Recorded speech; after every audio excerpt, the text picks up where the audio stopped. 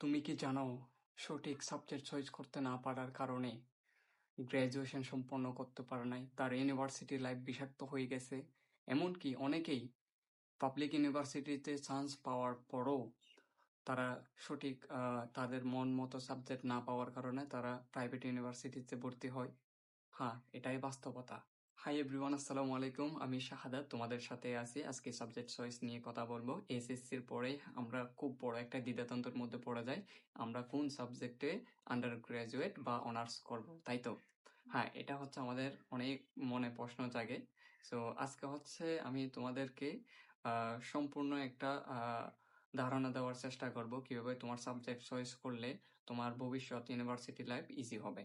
আমরা জানি বাংলাদেশে তিনটি গ্রুপ আছে: সায়েন্স, আর্টস, কমার্স।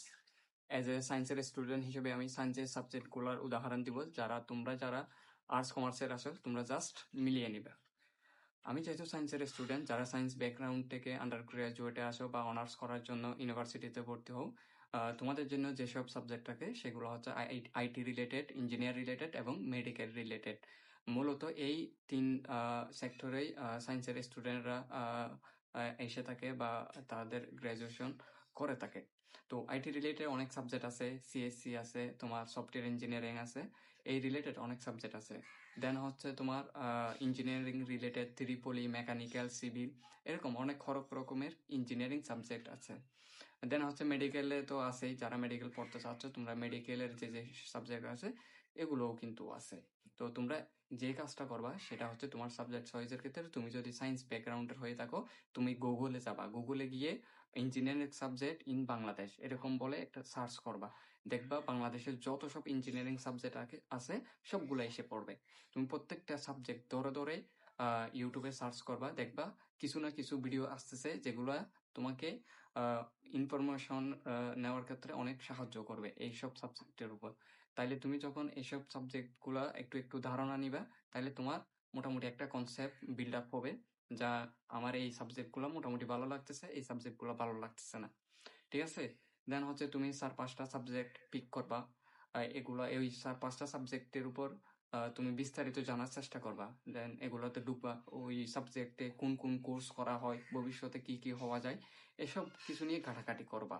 দেখবা তোমার মধ্যে অটোমেটিকলি তোমার কোন কোন জিনিসগুলা তোমার ভালো লাগতেছে, কোন কোন জিনিসগুলো তোমার খারাপ লাগতেছে, এরকম একটা যখন ডাটা বেস করবা, তখন 4-5টা সাবজেক্টের মধ্যে তুমি 2-1টা সাবজেক্ট পাবা যেগুলো তোমার সবচেয়ে বেশি ভালো লাগতেছে এবং সবচেয়ে কম খারাপ লাগার জিনিস আছে। তাহলে তুমি এইসব সাবজেক্টগুলো তাড়াতাড়ি পিক করতে পারবা এবং তুমি তাড়াতাড়ি চয়েস করতে পারবা।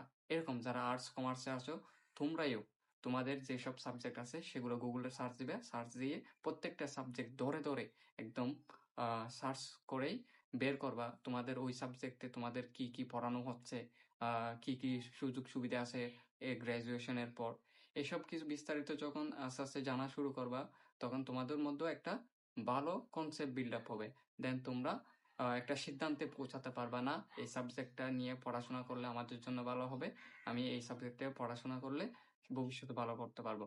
এরকম একটা কনসেপ্ট দেখবা তোমাদের অলরেডি হয়ে যাবে। তো তোমরা সাবজেক্ট চয়েস এটা আহামরি প্যারা নিও না।